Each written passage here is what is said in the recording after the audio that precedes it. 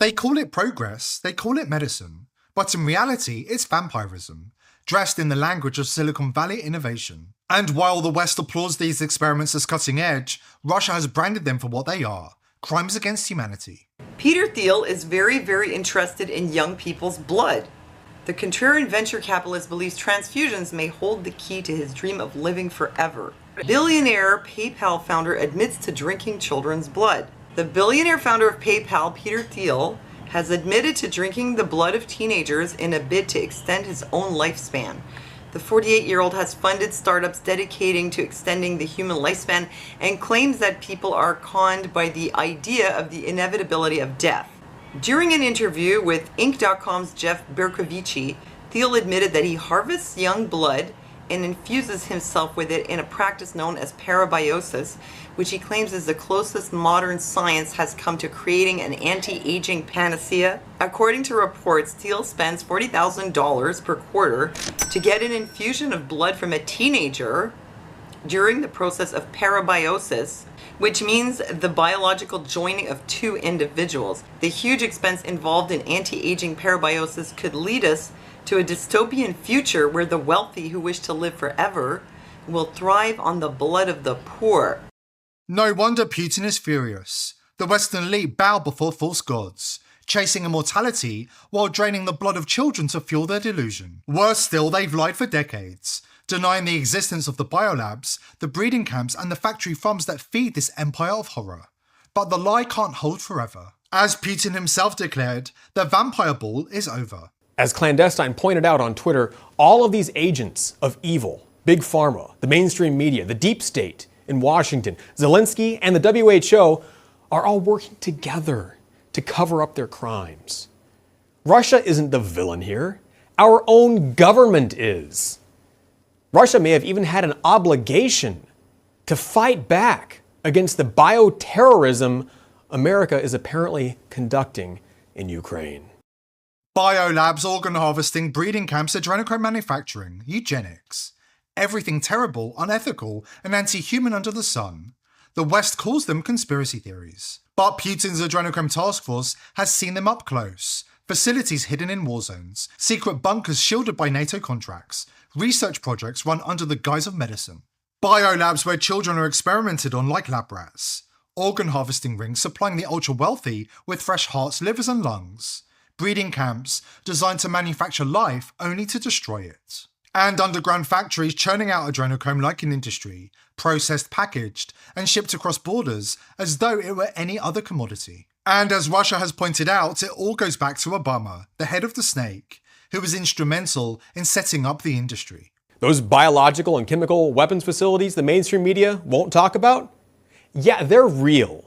And there's a good chance they were even instrumental in cooking up COVID-19. Independent journalist Clandestine exposed the evidence on Twitter, pointing out the whole operation started back in 2005, when then-Senator Barack Hussein Obama took a trip to Ukraine with Senator Richard Lugar to inspect former Soviet weapons facilities. In reality, the U.S. was taking control of these top-secret bioweapons facilities, complete with a fully stocked arsenal of the deadliest nuclear and chemical weapons on the planet. And for the next decade and a half, top-secret U.S. government research was carried out in these labs, without any oversight or accountability.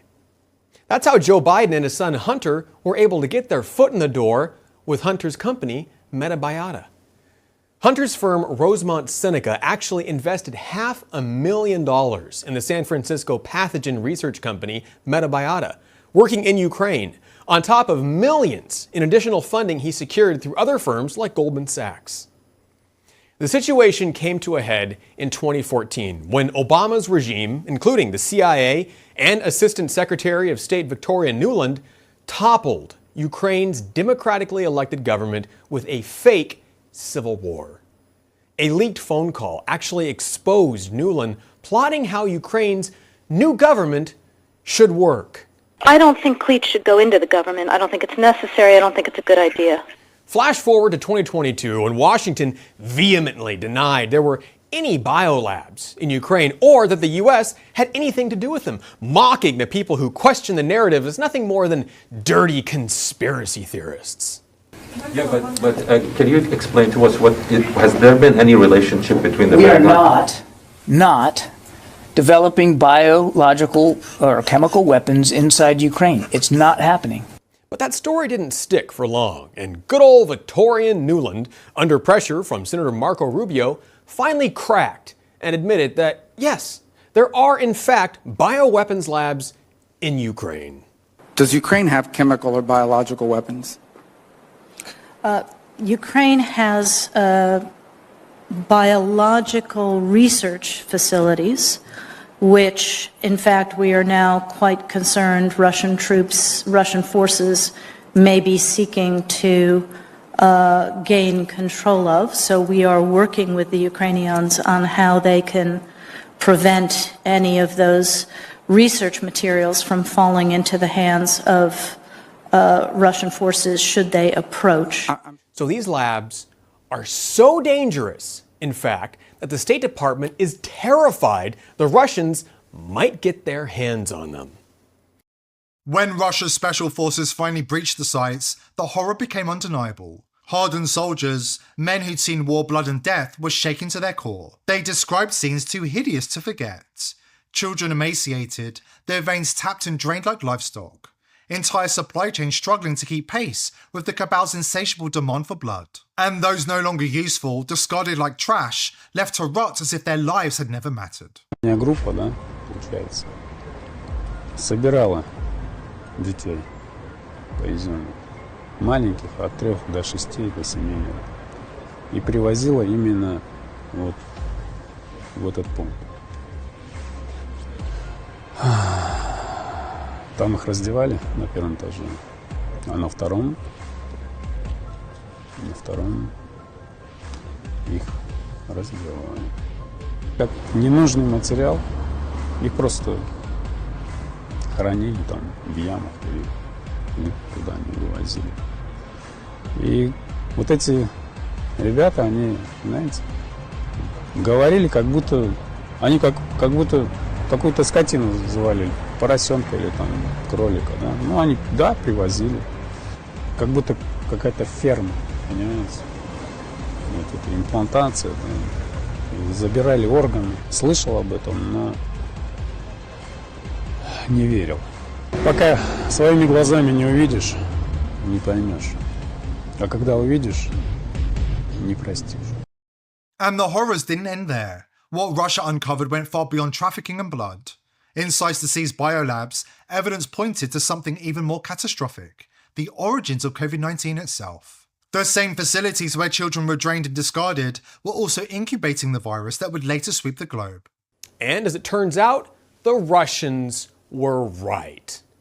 Because according to official documents uncovered by investigators at the expose, government funding records showed the Department of Defense awarded $370,000 to biolabs in Ukraine for COVID-19 research in November of 2019. For anyone keeping track, that's 3 months before the WHO officially even named the Chinese virus COVID-19. But you won't find it now, though, because the very day the conflict with Russia started, Zelensky ordered all these documents on Ukraine's biolabs and their ties to Hunter Biden to be destroyed. The West can spin, deny and distract, but the truth is out. From the blood harvest to the biolabs, from the factory farms to the billionaires flaunting their addiction, the sickness of the cabal is no longer hidden. And now, the tide has turned. Putin has seen enough. His adrenochrome task force has already shattered the cabal's foundations. And with Xi Jinping and Kim Jong-un at his side, a new axis of resistance has formed. An iron alliance sworn to end the blood trade once and for all. This is the beginning of the reckoning. And when the hammer falls, it won't just be Russia's fight, it will be humanity's deliverance. Here at The People's Voice, we're determined to continue exposing the crimes of the elites, but we need your help. Subscribe to the channel, tell your friends and family about us, and join the People's Voice Locals community for exclusive and uncensored content. We can't do it without you.